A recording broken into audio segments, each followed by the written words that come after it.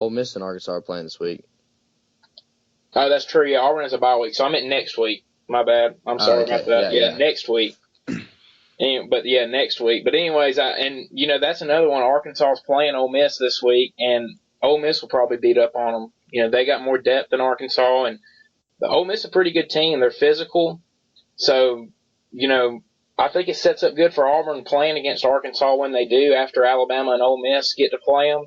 Ole Miss is going to be out for redemption against Arkansas after what happened last year on 4th and 25. So I think it sets up good for Auburn to play against Arkansas when they do. I think they beat Vandy. I think they do beat Georgia because I think Georgia's getting progressively worse as the year goes on.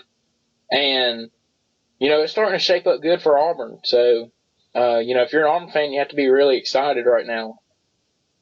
Yeah, definitely. I know I would be, especially, it kind of seems like they get a little light, just jump back into the top 25 this week. I know they're excited about that. And I feel like they're just going to keep going up. I could see them finishing out in the top 15 for real.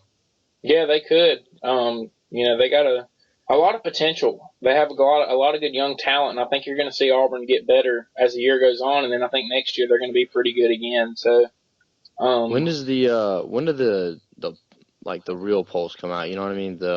November 1st. November what? 1st, I think.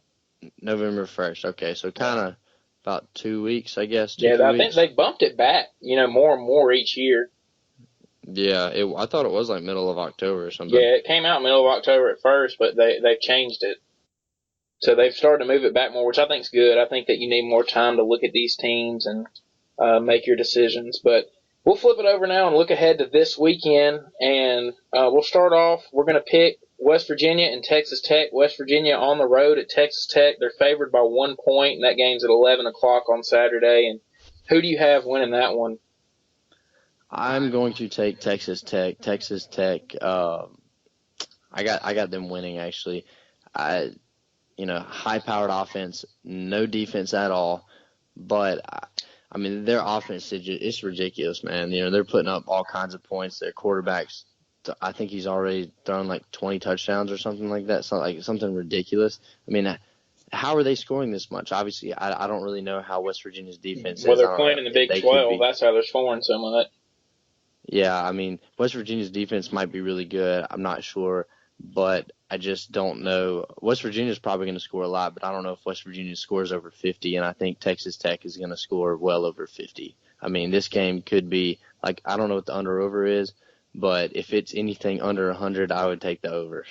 I'm going to go with West Virginia to cover on the road. I think they win the game, and, I think it's going to be a good game at 11 o'clock. It'll definitely be one that I'm watching, but I think West Virginia wins that game. I think the better pick for this game, instead of picking who wins, is the over-under. The over-under is 83. I'm going to go with over. Oh, yeah. I would definitely take the over on this. I would look for Texas Tech to score into the 50s, and I would look West Virginia. I have them.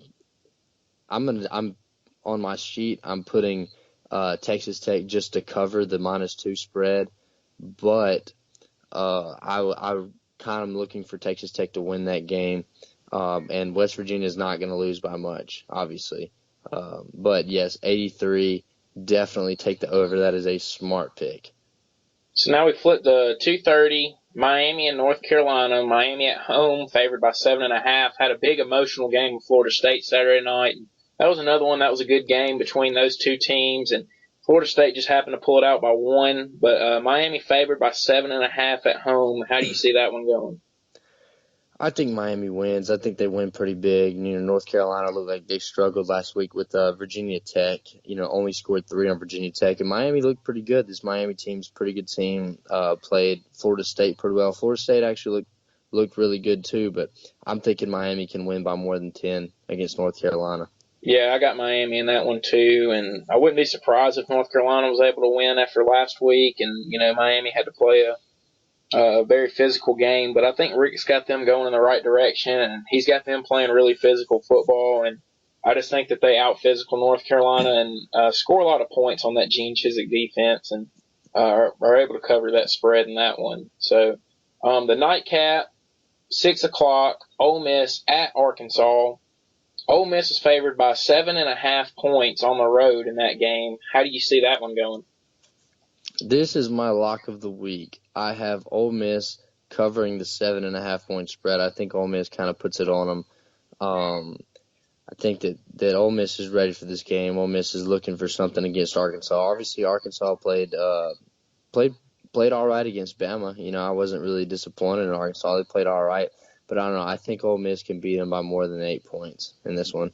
Yeah, the Alabama-Arkansas game was one of them where Bama never was really in jeopardy of losing, but they just never really pulled away and, kind of put their foot on Arkansas's throat. And Arkansas, credit to them, they hung in there. But I think that it was a physical game for them. I think they're a little beat up, and I think Ole Miss with revenge comes in, and I think that they beat Arkansas pretty handily Saturday night.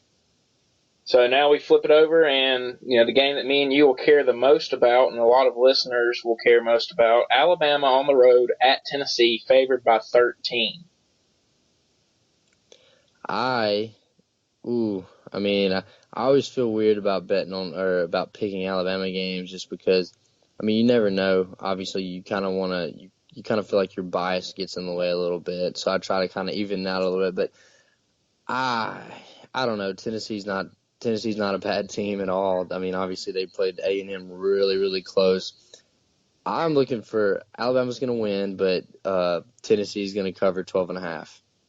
I see. I got Alabama covering. I think, Really? I just think that Tennessee had a very emotional game with Florida, then had to go to Georgia and had a very emotional game there where they barely pulled it out at the end. And then last week, another double overtime emotional game again.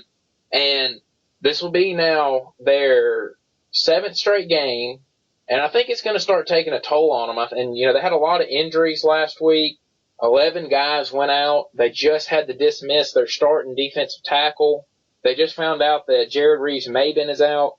And I think you're going to see a tired Tennessee team. I know they're going to play off some emotion early, but I think if Alabama weathers the storm, that Alabama ends up dominating this game. And I think Alabama can win big Saturday. I really do. And that's not my bias getting in the way. That's me really looking at it. And, I know we've watched Alabama have to go through stretches like this before. And I think you're going to see the same thing from Alabama the next week when they have to play Texas A&M. You're going to see a fresh Texas A&M team and a tired Alabama team. But I think Tennessee's going to be really worn out this week going into this game, and I think Alabama can just physically dominate them up front. We've seen that Tennessee's front is not that good on the defensive line or the offensive line, and I just think you're going to see Alabama really take it to them Saturday. A lot of the players have said that this is the game they look most forward to, so I got Alabama covering this one big time. We'll flip it over to NFL now, and Atlanta and Seattle, which is an interesting game. Seattle hasn't been playing as well this year, hasn't been scoring as many points, but they're favored by 6 at home against Atlanta, who is really hot right now. They went up to Denver and proved me and you wrong and beat Denver last week. So how do you see that one going between those two teams? Man, this is my upset of the week. I got the Falcons. Winning this one, man. I got the Falcons all the way. Obviously, I was very, very skeptical earlier in the season, but the Falcons, they look good. They're hot. The Seahawks, they've been really shaky. Is it in Seattle? Yeah, it's in Seattle.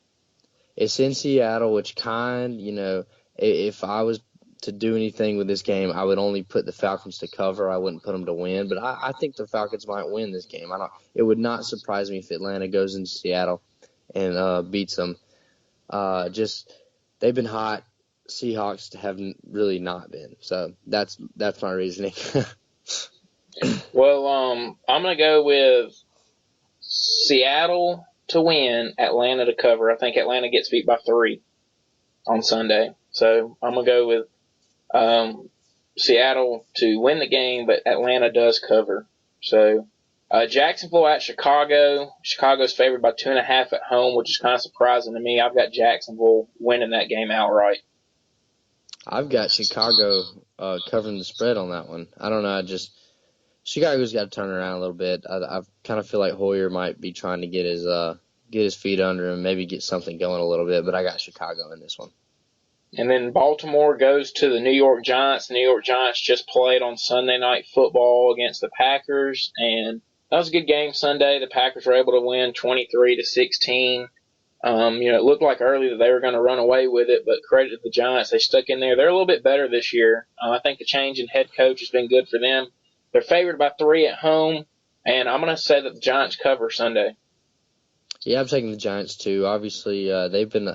I kind of think the Giants have been a little shaky this season. Obviously, they've lost a couple close games, lost some games that I feel like they should have won. But I feel like they kind of turn around. I feel like Baltimore. Obviously, Baltimore's a pretty good team, pretty decent team with Joe Flacco. I don't know if he's an elite quarterback, but I guess that he's got it this week to kind of see what he can do. And then at 3:25 Sunday, Green Bay plays host to the Dallas Cowboys, which will be the game of the week. And that's going to be a big one between those two teams. Dak, the rookie, versus Aaron Rodgers, the veteran. And, an interesting game because the Cowboys have been playing well with Dak at quarterback. Ezekiel Elliott's been able to run the ball. And the key in that game is going to be Ezekiel Elliott leads the NFL in rushing, and the Packers lead the NFL in rushing defense. So that's going to be really fun to watch. Packers are favored by 4 at home, and I got the Packers covering at home and beating the Dallas Cowboys. I got Dallas covering. I don't know if Dallas is going to actually win. I kind of feel like Green Bay is going to win, but I feel like they win less than 4. So I'm taking the Cowboys on this one.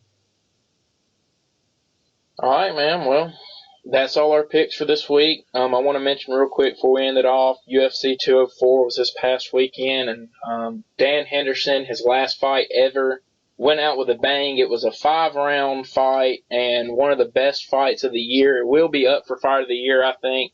Probably won't win it because McGregor and Diaz will probably win it, or Robbie Lawler and Condit that fought back in January. But it was a great 5-round fight. Henderson knocked Bisping to the ground in the first and second round, and then Bisping definitely won the third and fourth. The fifth was kind of up for grabs. Bisping retained his title, won 48-47 by 2 judges and 49-46 by another judge. So Bisping remains the middleweight champ, and now in a few weeks we have Conor McGregor and Eddie Alvarez at UFC 205, which will be the biggest UFC event probably ever. 3 title fights that night, and then also former middleweight champ Chris Weidman, Yoel Romero fight that night, Cowboy Cerrone fights that night, and former women's bantamweight champ Miesha Tate also fights on the main card that night. So that'll be a big fight, but just wanted to mention that real quick. And it was a good episode, man. I enjoyed it, had fun, and we'll see how our picks go this week. Yeah, man. Hopefully, my picks have been falling off. I'm almost to 500 now. I'm just 2 games over 500. So hopefully, I need to pick it up, man. Been getting cold. Yeah, we need these teams to pick it up that we're picking. So, yeah. But I look forward to playoff baseball tonight, man. Hopefully, some more good games, and I'm pumped. It's been really fun so far to watch, and I hope it continues to be fun. But that's all we have today, guys. Hope you enjoyed listening, and we will talk to you next week.